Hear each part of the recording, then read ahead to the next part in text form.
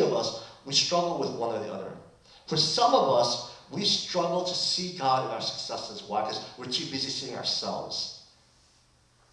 And we're good at seeing God in our failures and our brokenness because, man, it's not about me and what can I do, so we see God. And others of us are the opposite, where we see God so clearly in his successes because we see his heart, we see his providence, we see his blessings, but we are so confused and frustrated in these moments of failures because we're saying, God, where were you? Why did you leave me? Why did you abandon me?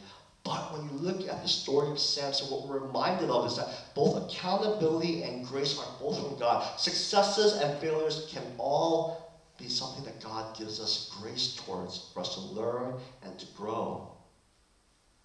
So it's important for us, whether you're in a season of successes where things are going well, ministry is going well, business is going well, your children are growing up well, you guys are doing well in school, whatever those successes might be, it's important for you to learn.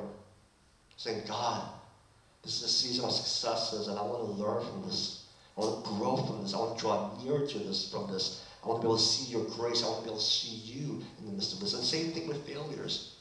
To say, God, even in these failures, I want to see your grace. I want to see your presence. I want to draw near to you. I want to learn from this. And I want to grow from this. To understand that accountability and grace, whether successes or failures, accountability and grace always still coexist in each of these moments. And I want to challenge you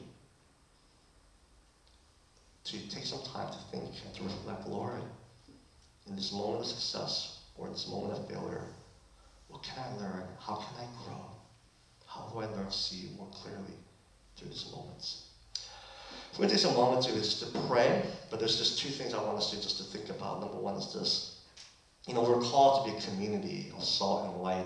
But one thing I realize is, an individual spark of light or an individual grain of salt is pretty irrelevant, right? Like, it feels like it makes no difference.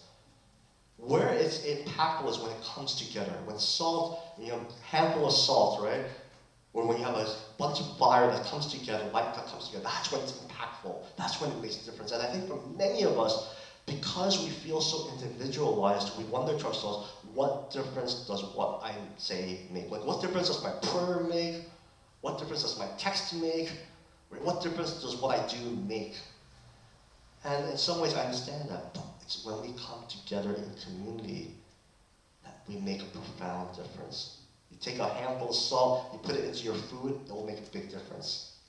Right? You take 5 people, you put all of them to light a fire, it makes a profound difference. And that's the clarity that we have to remember, that we're being called to be brought together. We're being brought together, joined together, to be sent together as well. You're not called to just do the work of God on your own. We're called to do it together.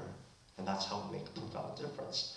Second is, we want to embrace both accountability and grace by recognizing that accountability and grace, both of them are from God. Never one dismissive of the other. And reality is that's what we do all the time. Churches do it all the time, right? We overly emphasize accountability. Do what's right. We give you little room for grace. We emphasize grace, but we don't have good disciplines and help you become accountable to yourselves. And so we want to pray, Lord, help me to see both these things as gifts from you, and how do I embrace both accountability and grace, and how do I learn to embrace both accountability and grace in my success or even in my failures. Let's take some moments to just pray about these two things, and then we're going to have the praise team lead us to a song response. Let's pray.